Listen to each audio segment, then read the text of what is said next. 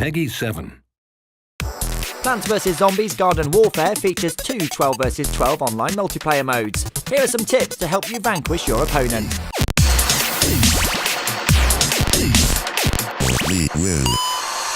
Justin, Plants vs Zombies Garden Warfare has a 12 vs 12 multiplayer mode, so I guess if you want to win, you've got to play as a team, haven't you? You have to put together a great team. You have to use team tactics, and character choice is really, really important. So let's talk about the plants. What have we got? Pea shooter is a run and gun specialist, likes to take the fight to the enemy. The sunflower is the plant healer. She tries to stay in behind her fellow plants and keep them in the fight. The chomper is more of a sneaky melee kind of character. He really tries to catch the enemy by surprise. The cactus is a range specialist. She really tries to keep a distance from the enemy and take them down.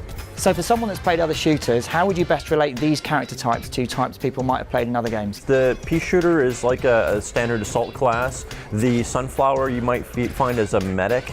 The cactus is more of a range specialist, like a sniper or recon, and the chomper is more of a melee class. What's your ideal combination there? I might do what I call the chomper blitz, which is convince everybody in the next round to spawn as the chomper immediately. Overloading on chompers very early will catch them off guard, and you'll be able to really rack up a lot of vanquishes really quickly. So what's a good all-round ratio of character types within a team? Well, I think you want to have at least half the team as pea shooters because they're your assault specialists. They're going to bring the pain to the zombies. I think you probably want about 2 to 3 sunflowers, a couple of chompers, and a couple of cactus to support them.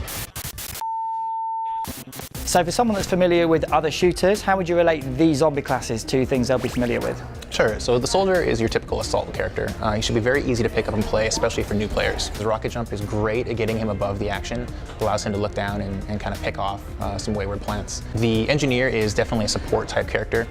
He can build turrets, he can build teleporters, and you can stun other plants. If you're playing as the engineer, you want to kind of hang back from the battle a little bit, use your support abilities, give him some breathing room.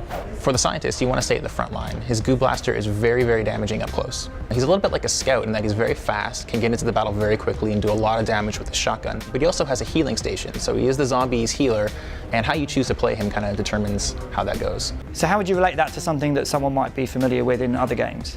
It's not quite a shooter trope, but he's more like a battle mage. He's very, very powerful, but he can also heal his teammates. Finally, the All-Star, what's that all about? The All-Star is a bit of a tank.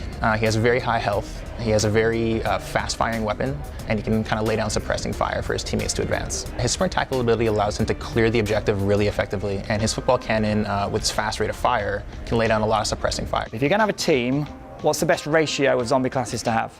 For me, it's finding that right balance between assault and kind of the more support type characters. 5 or 6 soldiers on one team, and then backing them up with a couple engineers, a couple scientists, a couple all-stars. But reacting to the changing tide of battle, that's key, is being aware, communicating, changing your roles to kind of compensate for what the plants are doing. If you can keep doing that, you'll have a lot of success. So if you're a big PvZ fan and you've only ever played the tower defense game, what's the best way to jump into this game? Who should you play as first? The soldier is probably the easiest character to pick up and play on the zombie side. He's relatively straightforward in his abilities. He's fast. He's kind of good at everything. And what's your favorite weapon? What's your number one? The soldier tank commander. He fires an explosive round, one shot, very damaging, but if you're accurate, very, very powerful.